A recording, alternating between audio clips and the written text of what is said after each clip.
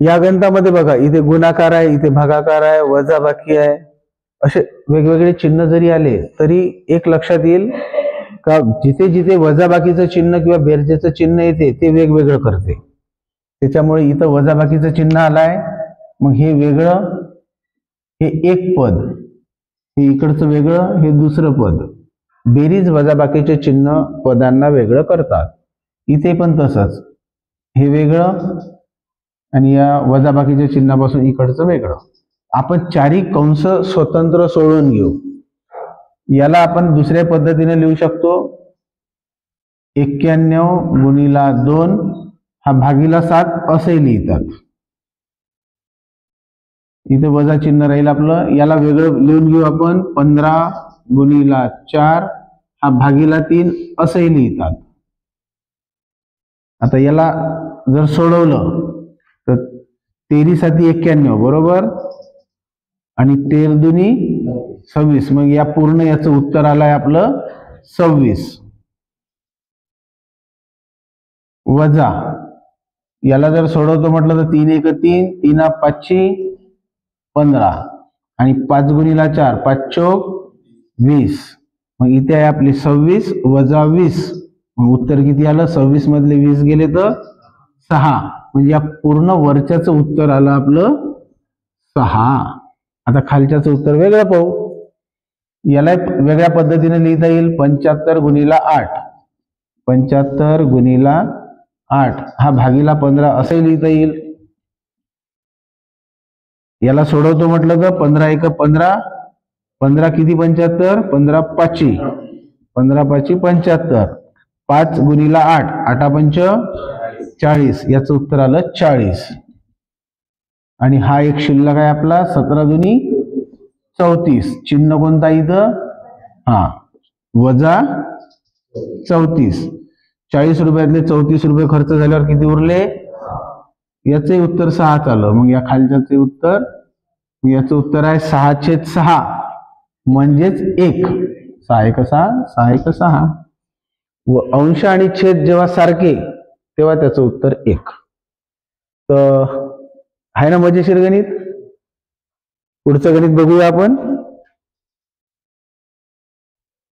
या गणितामध्ये आकडे फक्त मोठे मोठे आहे. 180 ला 15 ने गुणा, पण मगांच्या सारखा आहे. या वजा चिन्हापासून वेगळे वेगळे होईल. हे वेगळं आणि हे इकडचं वेगळं. सोडून घेऊ वेगळं.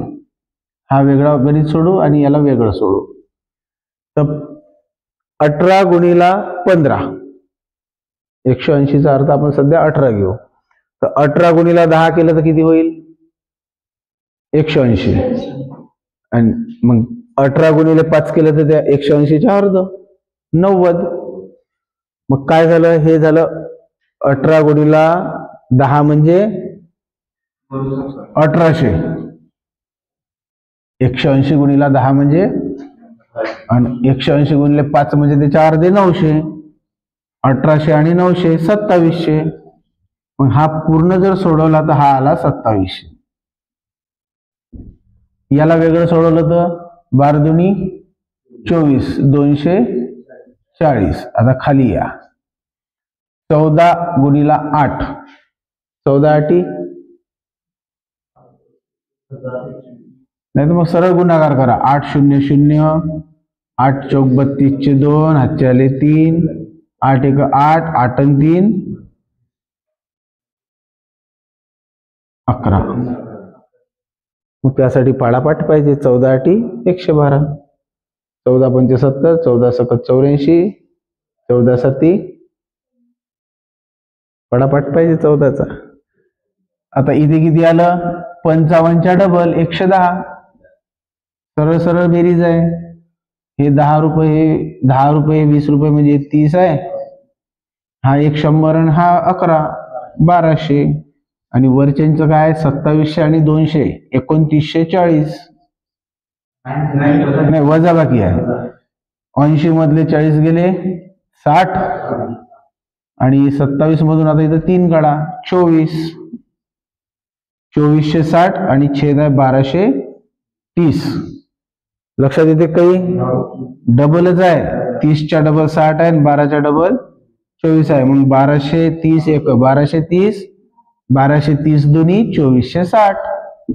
उत्तर आहे 2/1. छेद 1 असला काय नसला काय? उत्तर आहे 2. फक्त आपला इथं पाडा पाठ असायला पाहिजे होता, म्हणजे वेळ वाचतो. 20 पर्यंतचे पाडे तर पाठ लागेलच. ठीक आहे, पुन्हा एक घेऊन थांबू आपण, एक शेवटचं गणित पाहू.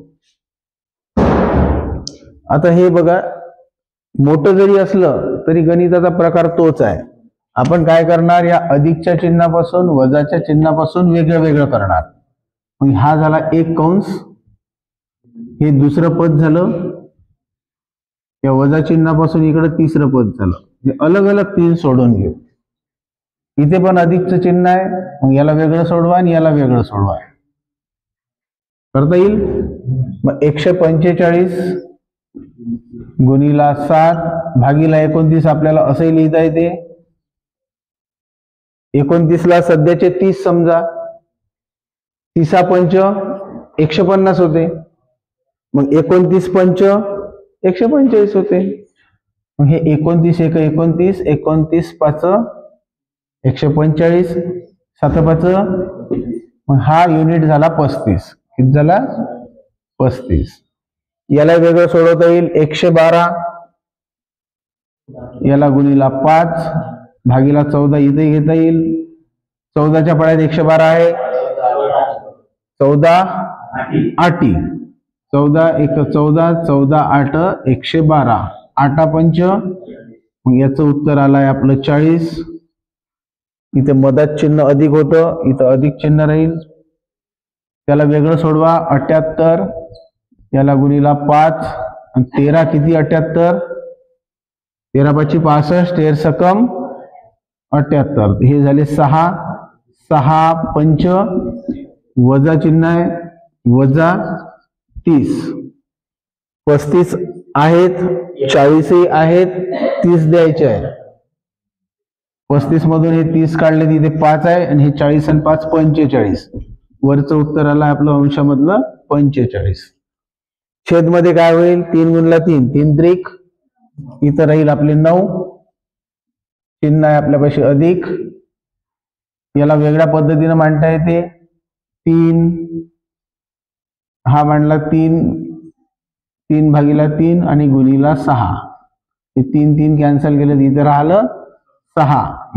9 आणि 6 15, 9 आणि 6 तर छेद मध्ये आले आपले 15. 3 गुणिला 3 3 त्रिक 9 केलं. 3 भागीला 3 आपण असं लिहिलं, 3 भागीला 3 गुणिला 6. हे कॅन्सल आहे. 3 3 किंवा लिहिलं 3 एक 3 तरी चालते. आणि ते आलं 6, 9 6 15, 15 त्रिक 45, 15 एक 15, 15 त्रिक. उत्तर आहे 3/1. छेद 1 असला काय नसला काय? उत्तर आहे 3. तर गणित जरी मोठं असलं तरी आपल्याला सहज सोडवता येऊ शकते. ठीक आहे, आणि याच सारखे गणित करून पहा. ओके.